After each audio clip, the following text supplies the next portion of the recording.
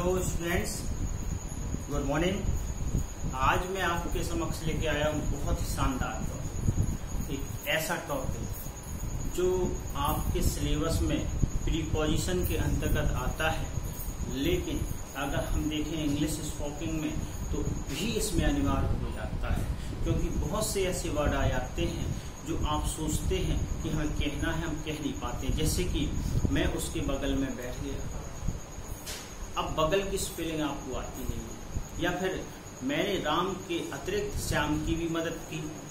तो आज हम जो पढ़ने वाले हैं वो प्रीपोजिशन के अंतर्गत जो दो प्रीपोजिशन आते हैं, जिसमें एक बिसाइड और दूसरा बिसाइड्स, दोनों में थोड़ा सा अंतर है, एक एस का अंतर है। लेकिन अगर देखा जाए तो बिसाइड का अर्थ होता है बगल में और बिसाइड्स का अर्थ होता है कि अतिरिक्त। तो सबसे पहले आज हमारा जो टॉपिक है वो है बिसाइड। बिसाइड क्या होता है? देखिए, बिसाइड एक प्रीपोजिशन है और वहां लगाते हैं जैसे जिसके बगल में, यानी कि बगल में जहां अर्थ आ जाए वहां बिसाइड का प्रयोग करते हैं। जैसे मैं कहूं आई सेड बिसाइड राम, यानी कि मैं राम के बगल में बैठ गया।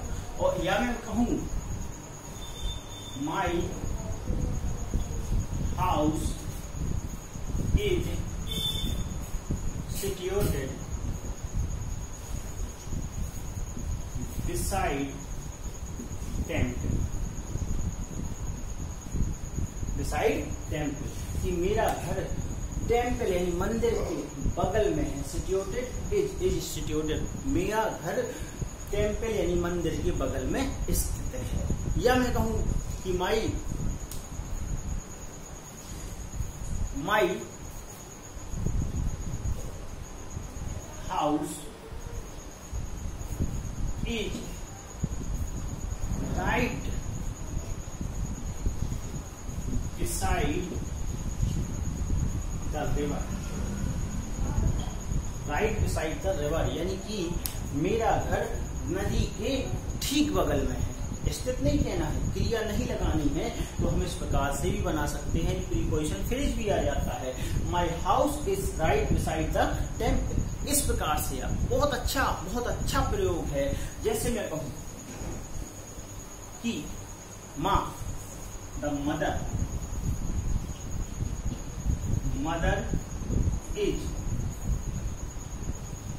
नेल्ड, इज न लगाइए, the mother nailed down beside bed,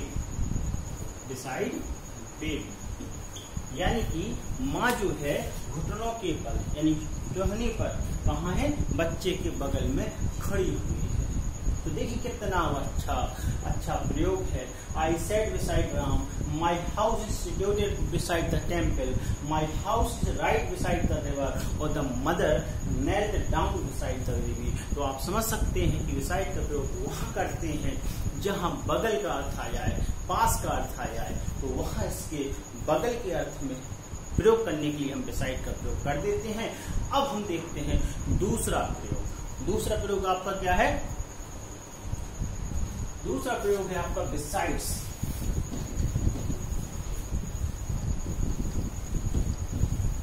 दूसरा प्रयोग आपका आता है बिसाइड्स। अब बिसाइड्स का अर्थ क्या होता है पहले ये देखिए।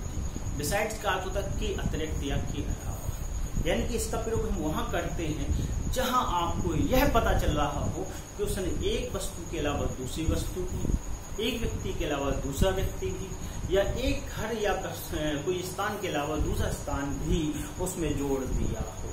जैसे कि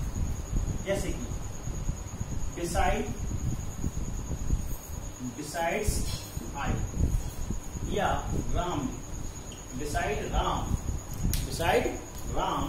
besides Ram Shyam also went Kanpur. Besides Ram के अतिरिक्त राम के अलावा श्याम भी कहाँ गया? कानपुर गया। या फिर मैं कैसे लिख दें? I bought pen besides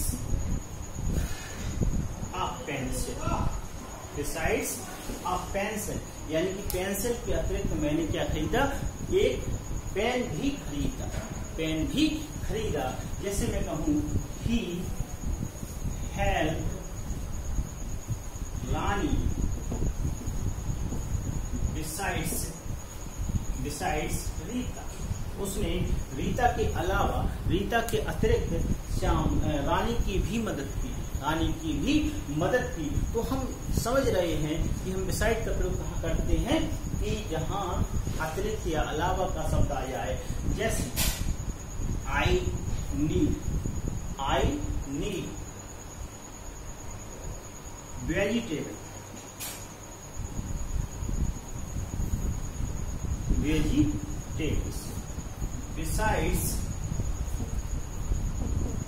milk and ghee,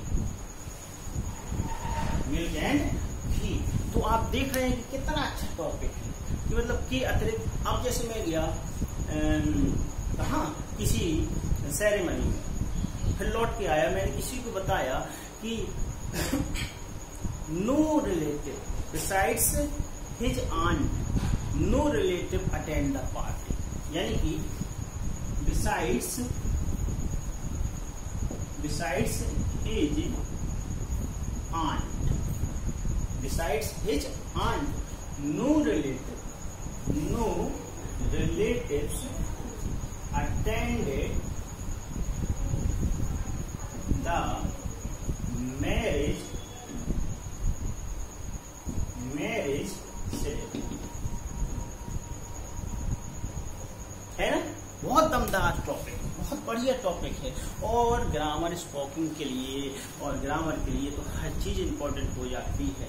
तो ध्यान रखें कि बढ़ाने के लिए बिसाइड्स का प्रयोग वहां करते हैं जहां की अतिरिक्त के अलावा का अर्थ देना हो, और बिसाइड का प्रयोग वहां करते हैं कब बगल के अर्थ के लिए उसका प्रयोग करते हैं। आपको कुछ मैंने एग्जाम्पल दे दिए हैं। आशा है कि आपको यह टॉपिक समझ में आया होगा।